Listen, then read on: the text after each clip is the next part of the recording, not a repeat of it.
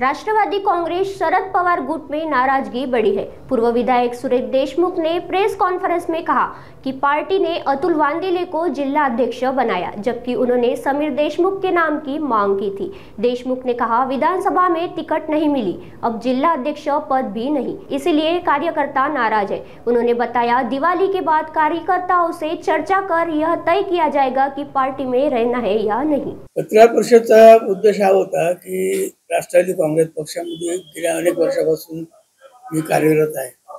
यावेळेला ज्या राष्ट्रवादी काँग्रेस शरद पवार पक्षानं या विशेषतः या जिल्हा काँग्रेस अध्यक्षाच्या बाबतीमध्ये निर्णय घेतला, तो निर्णय काही आम्हाला काही रुचला नाही, मान्य झाला नाही आणि म्हणून त्याचा ती नाराजी व्यक्त करण्याकरता मी आज पत्रकार परिषद आयोजित केली होती।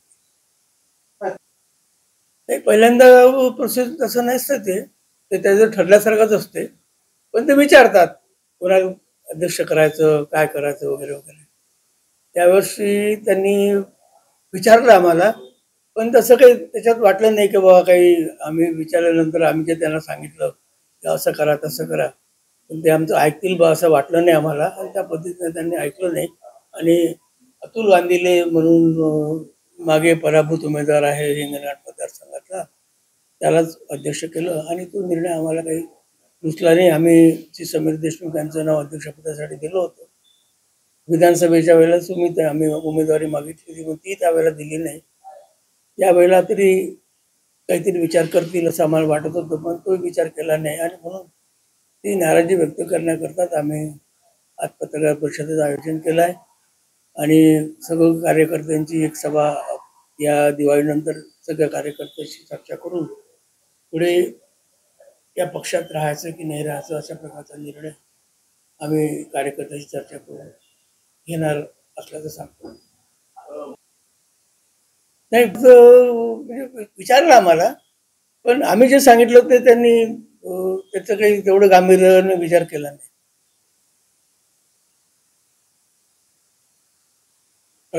प्रदेशाध्यक्ष शिंदेचा फोन आला होता, त्यांना कळवलं आणि बाकी लोकांना कळवण्यासारखं काही नाही आणि त्यांना माहित आहे सगळं। सगळ्या ज्या कार्यकर्त्याच्या भरोश्यावर आपण इतके वर्ष राजकारणात राहतो, त्या सगळं कार्यकर्त्याची एक मीटिंग दिवाळीनंतर बोलवू, त्यांच्याशी चर्चा करू आणि काय करायचं काय नाही कार्यकर्त्याशी चर्चा करून तो निर्णय पुढे घेऊ। समजा कार्यकर्त्यांनी सध्या तरी तो विचार नाही आहे, म्हणजे कोणत्या पक्षात जायचा विचार नाही आहे। पहिले हा निर्णय हो त्या पक्ष सोडण्याचा, काय होतो काय होईल पाहू, नंतर मग ठरवता येईल काय करता येईल। 100% नाही, नाराजी तसं म्हणजे हे नाही। आमचं म्हणणं होतं की बा समीर देशमुखांना तुम्ही विधानसभेत तिकीट उमेदवारी नाही दिली, विधानसभेत नाही दिली आणि जिल्हा अध्यक्षपदही नाही देऊन राहिले, आम्ही आमचे कार्यकर्ते कसे सांभाळायचे, कसं लोकांना जवळ ठेवायचं।